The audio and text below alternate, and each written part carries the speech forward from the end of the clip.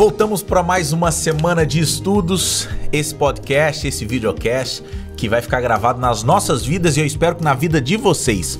Os temas não são simples, viu? É muito debate, em algum momento a gente dá uma segurada aqui, porque a gente poderia se aprofundar mais, mas o tempo não é muitas vezes um amigo.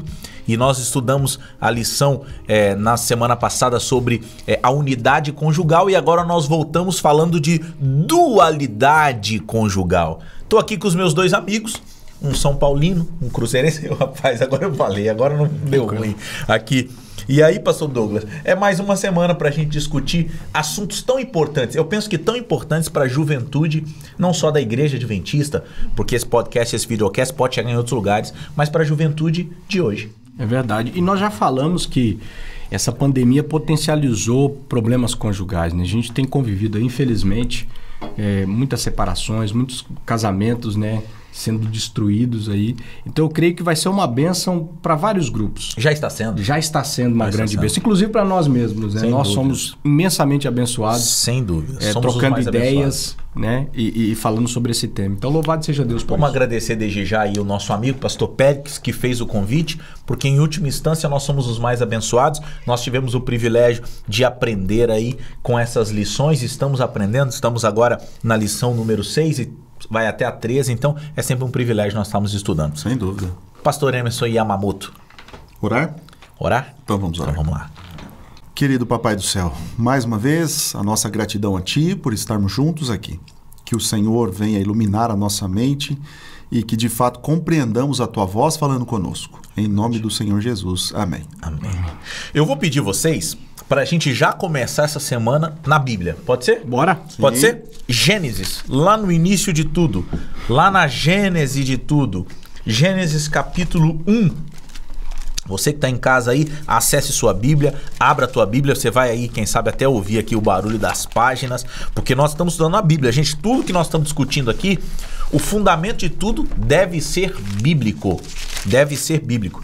Gênesis capítulo 1, versículo 26. 26. Por que esse tema, professor Washington? Porque nós vamos falar de dualidade conjugal. Como é que é esse negócio? Existe a unidade. Como é que é a dualidade? E esse é um texto bíblico, né? Para vocês que são os teólogos da mesa, que traz isso, né? Diz assim a Bíblia em Gênesis 1, versículo 26. Também disse Deus, é Deus dizendo: façamos o homem à nossa imagem, conforme a nossa semelhança. Tem ele então domínio sobre os peixes do mar, sobre as aves dos céus, sobre os animais domésticos, sobre toda a terra e sobre todos os répteis que rastejam pela terra. E eu vou ler o 27. Criou Deus, pois, a sua imagem, a imagem de Deus o criou, homem e mulher os criou. Bom, na minha visão, e eu sou o educador da mesa aqui, eu trabalho na educação, o pedagogo, nós fomos criados à imagem de Deus. Mas o verso 26, Deus falando, ele fala a nossa imagem. Que imagem é essa? Que nossa é essa? Tá no plural. Explica um pouquinho aí, gente. Sim, pois é. Pastor Douglas, você pode complementar aquilo que eu disser aqui, porque você é o catedrático. Ele é o cara aqui, ele bate forte. Mas, bom, é claro que aqui a gente não pode dizer que o texto está se referindo à Trindade, ok? Não dá para dizer Trindade? Não dá porque, de fato, você não tem elementos fortes para você dizer Trindade. Mas o que dá realmente, de fato, tanto nesse verso como também no verso 1, que ali aparece o plural de Deus, né? Uhum. Elohim, né? Sim. Então, não necessariamente a gente dizer que é Deus Pai, Deus Filho e Deus Espírito Santo. Nós cremos nisso, né? Sim. Mas na hermenêutica a gente não pode dizer isso. Não pode afirmar. Não pode afirmar. Você não pode afirmar. Pela hermenêutica não podemos afirmar isso. Né? Mas o que eu vejo aqui... Só uma perguntinha. Algumas pessoas estão... O que é hermenêutica? Então são as regras de interpretação da Bíblia. Ok, então você que está ouvindo aí, a hermenêutica são as regras para aqueles que estudam a Bíblia. Sim. Você não pode, não. Eu vou aqui agora falar que isso é assim. Não. Sim. Existe um antes. Sim. E essa é a hermenêutica que te dá o direcionamento para que... Porque senão cada um falava uma coisa. Exatamente. Inclusive até no direito se usa a hermenêutica. Para julgar um caso, analisar todos os elementos de um caso. Não é visão por visão. Não. Desculpa, pastor Neme, só para... Porque às vezes a pessoa está ouvindo eu acho importante. Eu entendia, sim. Não que eu não soubesse que era uma hermenêutica, né? Mas a pessoa que está ouvindo, ela não soubesse. Sapeca. Ok, continua. Bom, mas o fato é o seguinte, que aqui não dá para negar que é mais de uma pessoa. Não dá para negar. Ok. Porque tanto no verso 1 que diz assim que aparece ali Deus no plural, Elohim, como aqui também façamos o homem conforme a nossa semelhança, está excelente. No plural. Excelente. Não dá para negar isso. Não foi erro de tradução aqui para o português. Absolutamente não. Não foi erro. Então o que a gente pode visualizar aqui é um Deus que se relaciona. Um Deus que só funciona em relacionamento. Excelente. Legal. E assim, analisando a estrutura frásica do texto... Estrutura o quê? Frásica, a frase do texto ali, a construção frásica. Estrutura frásica. Grifa isso daí, hein? Tá bom. A pluralidade da divindade fica evidenciada, né? É uma das tônicas. Só que existe um caso no hebraico que é o dual. E, salvo me engano, o versículo 27 é um caso de dual. Quando fala homem e mulher os criou. Então, é um plural, mas que se limita a dois. Que não passa de dois. É um casal, né? Homem e mulher, Deus o criou. Aqui é um caso de dual. E vai acontecer em vários momentos. Mas esse é um caso especial porque o tema da lição dessa semana fala da dualidade conjugal. Que Deus criou dentro desse escopo, dentro dessas diretrizes. Então é importante ver que até mesmo na estrutura bíblica a gente já encontra de cara, né, esse indício de que esse é o direcionamento divino. Entendendo que, de alguma maneira, existem no mínimo dois. Sim. Dois. E aí vamos para um outro texto, pode ser? Pode. Um outro texto, aonde agora, Gênesis mesmo, logo depois, capítulo 2, versículo 24. Os dois, ou os três, se nós falarmos em trindade, pensarmos em trindade, Gênesis 2, 24 diz assim: por isso deixa o homem pai e mãe, se une à sua mulher, e aí o finalzinho, tornando-se os dois uma só carne. É por isso que é dual, certo ou não? Sim. De alguma maneira, esse dois se torna um. Esse três, que é a trindade, em essência se torna um. Esse é o caminho?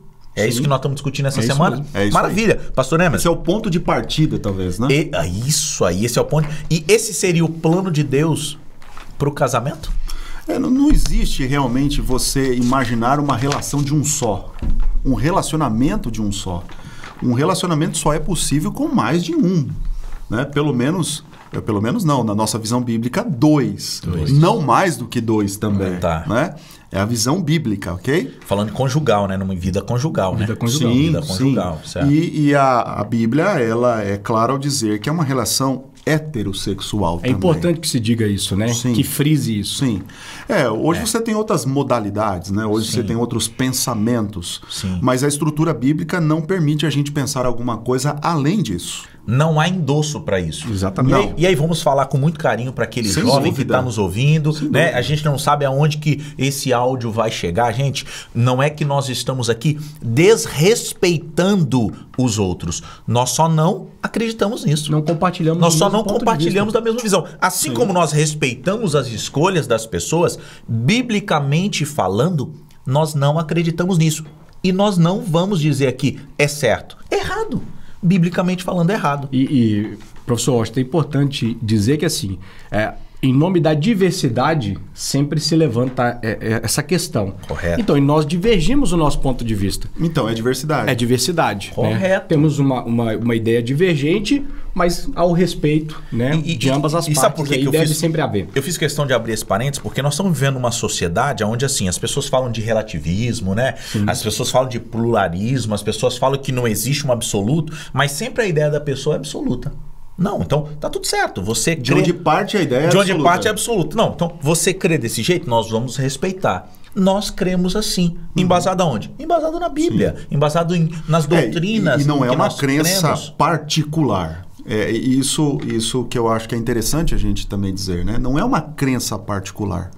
Mas é realmente de acordo com o que nós lemos na Bíblia, né? E de acordo com o que cremos também como cremos. igreja. É né? isso aí, com o que cremos. Bom, amigo, é simples aqui. Eu gosto sempre, porque o papo tá legal e eu gosto de jogar uma perguntinha ou outra. Sim. Abraão, pai da fé. Davi, homem segundo o coração de Deus. Salomão foi o mais sábio que já pisou nessa terra depois de Jesus Cristo. Todos eles tiveram mais que uma mulher. Como explicar isso? Então, na lição anterior... Eu gosto do então. O então ali é uma deixa para retomar o raciocínio, né? Na lição anterior a gente até falou dessa credibilidade que a Bíblia tem, porque ela não usa de eufemismo para mascarar os erros e defeitos dos personagens bíblicos. A realidade do pecado está ali e a gente vê isso. E por isso fica mais evidente a necessidade de um Deus redentor e transformador. Excelente. Dentro daquela cultura existia, né, a poligamia, que não era o ideal de Deus, mas que infelizmente era recorrente. Inclusive, não era o ideal de Deus o divórcio. A união do casamento é eterna, né? Nós falamos sobre Dabaque em lições atrás, que é um verbo que está aqui no versículo 24 de Gênesis 2, une-se o homem à sua mulher, é uma união indissolúvel, feita por Deus. Jesus Cristo chega para os líderes fariseus e fala assim, olha, Deus permitiu e tem as regras do divórcio por causa do pecado que reside em vocês, porque não era esse o plano original. O plano ideal. O plano ideal de Deus. Então, infelizmente, dado esse desvio de conduta causado pelo pecado, a gente encontra relatos como esse. Mas isso em mim, e se a gente for honesto intelectualmente, a gente vai ver que a Bíblia ela ganha muito mais credibilidade em narrar para a gente o que de fato acontecia. Não é verdade? E em momento nenhum há da parte de Deus, né, um endosso a essa conduta e, inclusive, a Bíblia mostra a nocividade desse tipo de relacionamento. Né? Tanto para Salomão, olha, lê o livro de Eclesiastes, como não é que é pessimista, mas são as consequências de suas escolhas recaem sobre ele. Estou lendo agora, esses dias eu estou lendo o livro, e é isso mesmo. Se você não estiver preparado emocionalmente, você se joga do 15º andar. Exatamente. Porque você fala, meu Deus, como é que ele escreveu isso? Porque ele escreveu dentro dessa visão. Olha o embate de Agar, né, com Sara. Olha os dilemas que surgiam devido a essa norma. Até hoje. Historicamente. Pois é. Agora, um fato interessante também, pastor, é que o que eu vejo aqui no próprio diálogo que Jesus Cristo teve ali com fariseus. Mas por que Moisés ele permitiu carta de divórcio, por exemplo, né? Uhum. E a resposta de Jesus, ela dá uma referência e serve de estrutura para a gente entender o que acontecia no pano de fundo ali, né? O que ele responde? Por causa da dureza do vosso coração. Correto. Então, no final das contas, Deus tolerava, Deus nunca aprovou, mas Deus tolerava a poligamia. E tem consequências. Sim, acho que é o mais importante. Sim, e Deus, ele até perdoa, mas isso permanece. As consequências permanece, né? Duas nações, no caso, aí, duas nações inimigas até o dia de hoje, não é? A gente vê uma reflexos. Briga interminável, né? É verdade. Porque alguém resolveu ir além do que eram os princípios de Deus, né? Dar um jeitinho. Né? Pois é. Foi isso que... Ele nem era brasileiro. Vou dar um jeitinho. Você vê que o jeitinho não é prioritariamente brasileiro. Sim. Não, deixa eu dar um jeitinho. Na verdade, ali a expressão, a ideia é o seguinte, eu vou dar uma força para Deus. Vou dar uma forcinha. E aí, cara, nós estamos falando aqui, às vezes, coisas dos nossos corações para quem tá ouvindo ou assistindo, isso. Né? Gente, para de querer dar jeitinho. Lembra daquela frase que eu falei? Eu tenho muito medo de estragar os planos de Deus na minha vida. Às vezes a gente quer fazer isso em tudo, né? No relacionamento conjugal, na educação dos filhos, na minha realidade financeira. Para de querer dar jeitinho. Deixa Deus ser Deus na sua vida. E quando a gente está falando de dualidade conjugal, a gente está falando dessa realidade conjugal, de sexualidade. Você, jovem que está ouvindo, que tem 15, 16, 17, 18, 30, 32, 82, eu não sei qual que é a sua idade. Para de querer dar jeitinho. Deixa Deus ser Deus. E aí quando Deus, ele se torna o Deus da nossa vida, tudo fica mais fácil. Cara, e no final das contas, o contrário da dualidade, ele aborda um outro tema aqui que é extremamente polêmico também. Qual que é? É a questão da masturbação. Joga a pergunta lá no Douglas. Pois é, então no final das contas... Douglas tá esperando. É o sexo solitário. 1 mais 0 é igual a erro. É o que a lição trouxe. Sim. Né? 1 mais 0? 1 mais 0 é igual a erro. É igual a erro. Pois é. A estrutura da divindade é relacional. Isso. Né? O primeiro casal relacional, homem e mulher, duas pessoas. Então, a ideia do sexo solitário, ela não é bíblica, né, pastor? Não é. E assim, a gente vê que o o homem se coloca no centro, né? É o culto ao eu. Rapaz, né? É o hedonismo. O hedonismo na sua esfera mais gritante. Mais né? gritante. Porque você está se satisfazendo, você está tendo o prazer egoísta, solitário. Você está privando o seu cônjuge, né? O seu companheiro, de dividir com ele Sim. esse prazer que Deus criou única e exclusivamente para esse momento, para essa finalidade, né? E mais do que isso, cristianismo, o que é cristianismo? Não é uma luta contra o eu. Em muitos momentos eu converso com jovens e por temas variados, não só masturbação, mas dentre outras tendências que hoje em dia estão mais latentes. Que nós discutimos, né? Geração manda nudes. Né? Hoje em dia é normal, né? Sim. Manda nudes por aí agora. O jovem está vivendo essa realidade. É a masturbação? O que esse jovem tem enfrentado? Então, todos esses relacionamentos deturpados que estão fora desse ideal de Deus, né? E tudo isso, o homem se colocando no centro. O pecado faz isso. Satanás, ele conduz a gente a sempre a cultuar o eu, a satisfazer as nossas vontades. Há uma frase que eu carrego comigo, me esqueci agora quem é o pensador que disse, mas ele diz o seguinte: ser dono das suas vontades e escravo da sua consciência. Porque Deus fala com a gente sabe o que é certo ou errado. Sim. Até aqueles que divergem do ponto de vista que nós estamos colocando aqui, lá no coração deles, eles sabem o que é certo ou errado e eles têm esses debates, eles têm esses confrontos constantemente com a sua própria consciência. Rapaz. Isso é diário e é real, né? No entanto, só concluindo aqui o pensamento, o que eu preciso fazer? Porque eu estou problematizando, mas qual que é a solução? Uma vez que esse egoísmo é eu colocar o homem no centro, quando eu olho para Deus, quando eu coloco Deus no centro da minha vida, aí eu experimento o que de fato é o amor. Pois é, e com base, vamos dizer assim, não só na Bíblia, mas nesses bons livros que a gente pode citar, né? A gente vê também essa questão da masturbação ligada a muitos problemas. O primeiro problema é a questão da realização sexual. Uma pessoa que ela tem a prática da masturbação, ela não se realiza sexualmente com o parceiro, com a esposa, com o esposo, com o cônjuge. Esse é um dos problemas. Se torna um vício. Sim. Se torna um vício, pois né?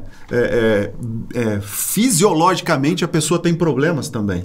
E é interessante que a ciência hoje diz exatamente o contrário, né?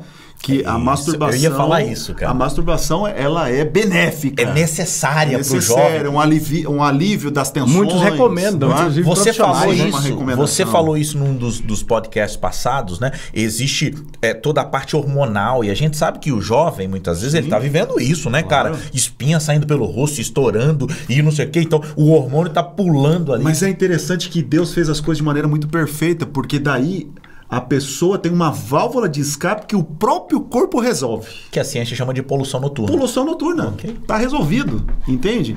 Então, no final das contas, Deus faz as coisas de maneira perfeita, né? Okay. Uma outra questão que eu vejo também como um grande problema é que a pessoa que pratica isso, normalmente, ela tem uma associação a coisas que são muito ruins. Uma delas é a pornografia. Sim. Porque a maior parte das pessoas que praticam a masturbação, ela está tendo que ter um estímulo. Aquela né? muleta. Pois é. O estímulo, às vezes, pode ser uma coisa por um vídeo, por um celular. E hoje a gente tem uma facilidade tremenda, porque onde você está, você tem a internet, você tem ali o acesso a isso, né? Correto. A facilidade, ela é muito grande.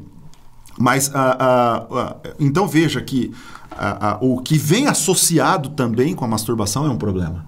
Não é só o ato em si, mas um desses livros que eu gosto de citar, essa escritora chamada Ellen White, ela diz o seguinte, que a masturbação ela enfraquece a mente e a pessoa tem dificuldade de encarar as coisas espirituais. Fala sério. Pois é. Como é que nós estamos unidos, né? Físico com o mental, com o espiritual. Sim. Né? Nós já discutimos, não há dicotomia, né? Não, é um ser não, então só. isso aqui eu tô fazendo, mas não, tá tudo certo, só eu aqui, sozinho. Não. Isso está enfraquecendo o seu intelecto, Sim. a sua mente, consequentemente a sua vida espiritual, consequentemente os seus relacionamentos. E se isso fosse mentira, a masturbação se tornaria um vício. É verdade. A masturbação, ela se torna um vício. E para a pessoa deixar esse vício realmente...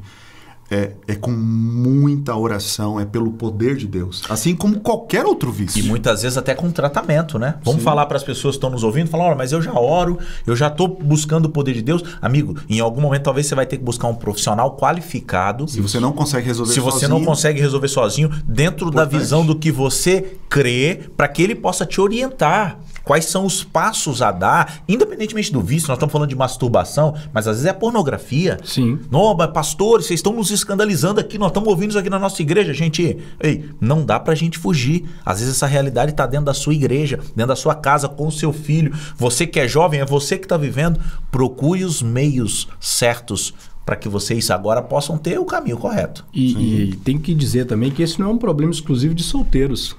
Isso não, mesmo. Dentro da esfera do casamento, há homens, mulheres que sofrem com a pornografia, isso daí. Com a masturbação. Correto. E que tem destruído, tem sido ali parasitas. Correto. Que tem enfraquecido o relacionamento conjugal. E que precisa ser tratado. A gente tem que quebrar os tabus aqui. Não é o quebrando tabus, mas precisamos quebrar para falar desses temas, porque são problemas que a gente enfrenta no dia a dia e que a gente conhece no meio da igreja e no meio social que a gente vive. O pastor Emerson falou sobre a questão do vício, né? O vício ele funciona de uma forma interessante, porque a pessoa vai até um nível de intensidade de prazer e chega um momento que aquilo ali não satisfaz ela mais. E aí ela tem que andar um pouco mais. Um pouco mais. E aí ela vai cada vez se afundando mais em coisas mais absurdas. É verdade. Então por isso que é importante falar que há profissionais que também, um profissional cristão, capacitados que podem ajudar e não há demérito nenhum em procurar, em acessar esse tipo de ajuda. Claro. Não é verdade? Claro. Mas esse mau hábito, né? Ele destrói casamentos. Correto. Destrói casamentos. Eu já tive a oportunidade de atender alguns casais que viviam esse drama. E era muito claro, a esposa... Isso me parece que é um pouco mais relativo à figura masculina, né? Não que as mulheres também não intercorram nesse erro, mas parece que está mais associado à figura masculina, né? E, de fato, assim, o que a gente vê são pessoas que entram em desespero dentro de um relacionamento porque a pessoa está envolvida, completamente envolvida com esse vício. Misericórdia. E outra vez eu estava atendendo uma pessoa e essa pessoa, ela me disse assim: pastor, quando eu fecho os meus olhos para orar, eu só me lembro das cenas pornográficas em virtude da minha masturbação. Puxa, meu Deus. Eu não consigo pensar mais em Deus. O que eu faço? Ele pedindo desesperadamente, ele me pedindo ajuda. Meu Deus. Esse vício destruiu a minha vida.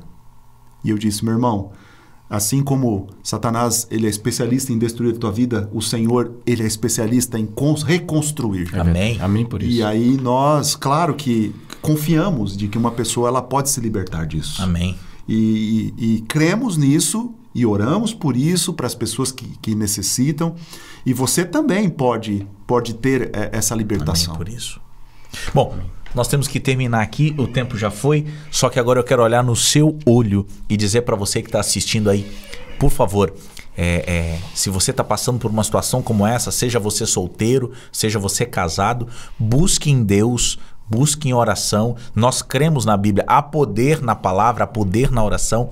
Mas, se necessário, busque um profissional, uma pessoa qualificada, alguém que possa te ajudar. Muitas vezes é o seu líder espiritual, uma pessoa que você confie, que você possa se abrir, sabendo que Deus tem os melhores planos para a sua vida. Nós começamos com uma oração e não tem como terminar se não for por uma oração, como você orou no início. Eu vou pedir ao pastor Douglas que ore agora, e pelas pessoas que estão ouvindo, assistindo, compartilhando e vivendo essas experiências reais. Muitas vezes são as mazelas humanas, né? Que Deus tenha misericórdia de todos nós. Vamos orar. Querido Jesus, obrigado porque o Senhor é um Deus de reconstrução.